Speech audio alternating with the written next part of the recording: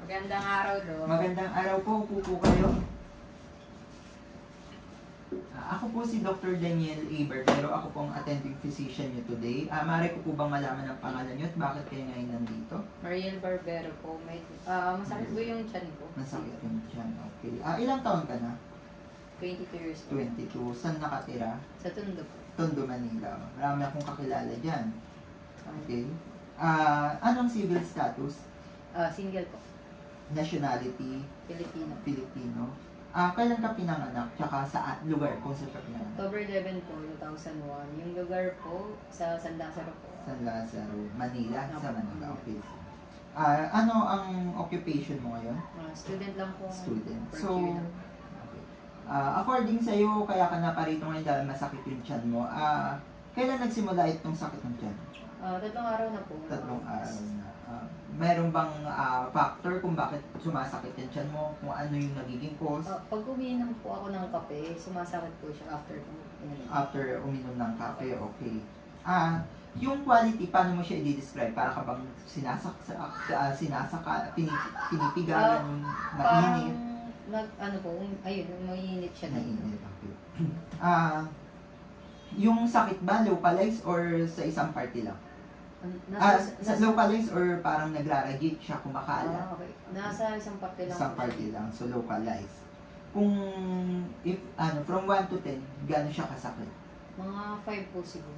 5 months sakit, okay. Then, ito bang sakit na to, parang tuloy-tuloy siya or nawawala and then uulit siya kapag, pagkatapos mo uminom ng kape? Umulit po. Okay. Every time po na uminom ng kape. Okay. Sa family history mo, may sakit ba si mami? Si mama po, diabetic. Diabetic. Yung father ko po, wala naman po. Wala ka naman sa father side, okay. So, sabi mo, isa kang student, no? Student. So, tas civil status single.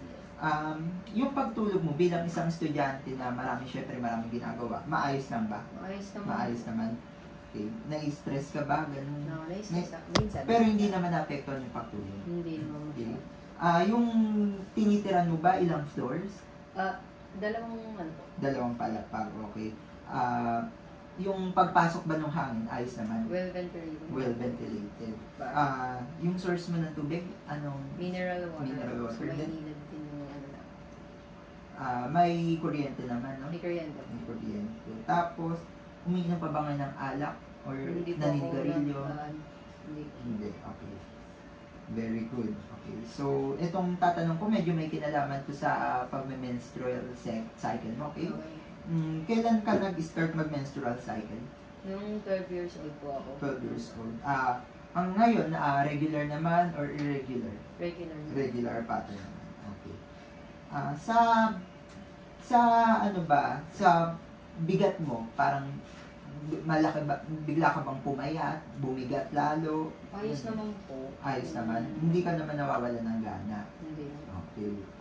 Sa balat, may nagbago ba? Parang may makati, nag-iiba yung kulay, ganun? Wala naman po. Okay. Masakit ang ulo? Hindi. Hindi naman. Okay. Hindi naman. Parang nagdadalawa yung paningin mo or kaya nanlalabo? Wala naman. Wala naman. Okay. Pagdudugo ng ilong, nakaranas ka ba? Dati nung bata po. Nung Pero bata. ngayon wala naman. Ngayon, wala naman. Okay. Sa breast area mo, meron ka bang napapansin pananakit, bukol, or kaya discharge? Wala naman.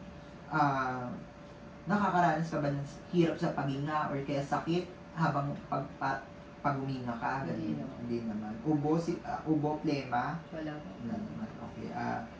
Hindi ka ba nagpapalpitate? Bumibilis yung tibok ng puso? Hindi naman. Okay.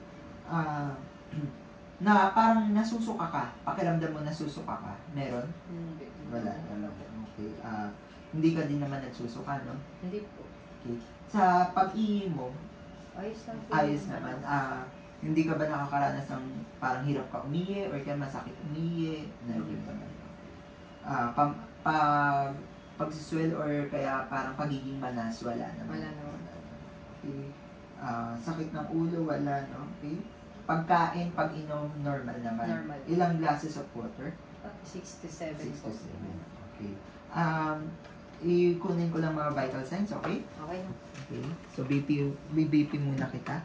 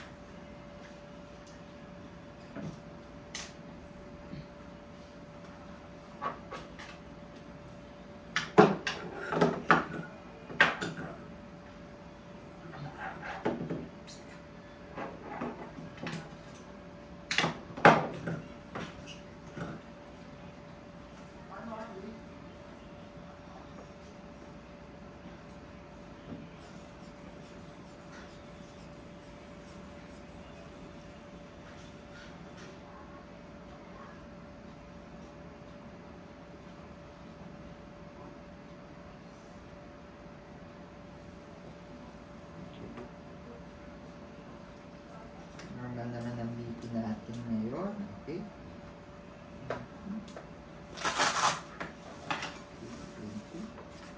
Kunin ko lang yung pulse rate natin. Okay. Okay.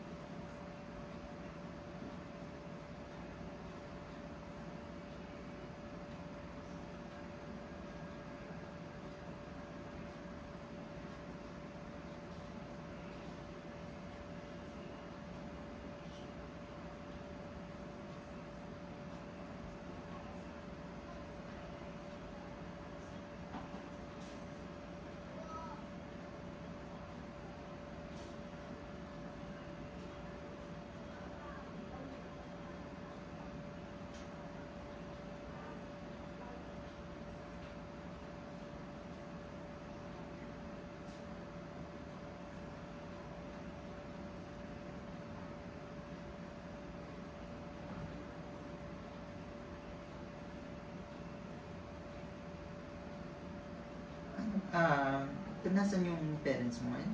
Nasa bahay lang Nasa po yung bahay. parents. Kaya wala akong kasama ngayon. Kamusta naman pag-aaral mo? Okay lang na po. Medyo nakakapagod. Nakakapagod. Anong kurso mo? Bachelor of Physical Education po. Sa Sports po. sa PLM, no? Opo. Ayos naman turo sa PLM. Ayos naman. Ayos na. Okay. Anong year ka na? Fourth year na po. Fourth year. Konti na lang. Patapos na. Okay. Sige. Kuna na lang kita ng temperature. Normal naman. Okay, litis na ko lang. Okay.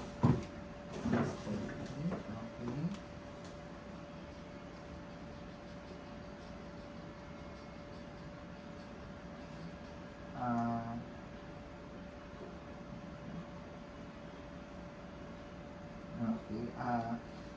Sige, bibigyan na lang muna kita ng gamot para sa pananakit ng tiyan mo. Okay? Tapos ma-advise ko lang sana bawas-bawasan muna natin yung pag-inom ng coffee. Kasi parang ito yung nag-focus ng sakit ng tiyan mo.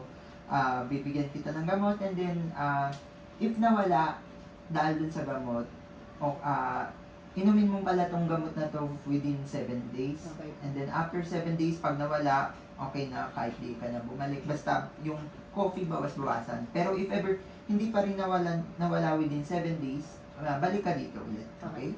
Okay. Opo. Thank you po. Thank you po. Thank you. Ingat po kayo pa uwi. Thank you po. Tayo rin po. Okay.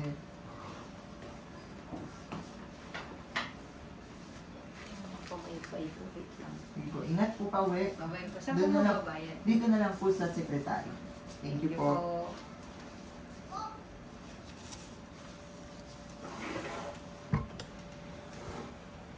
So for the general survey of the patient, the patient seems to be appropriate for her age.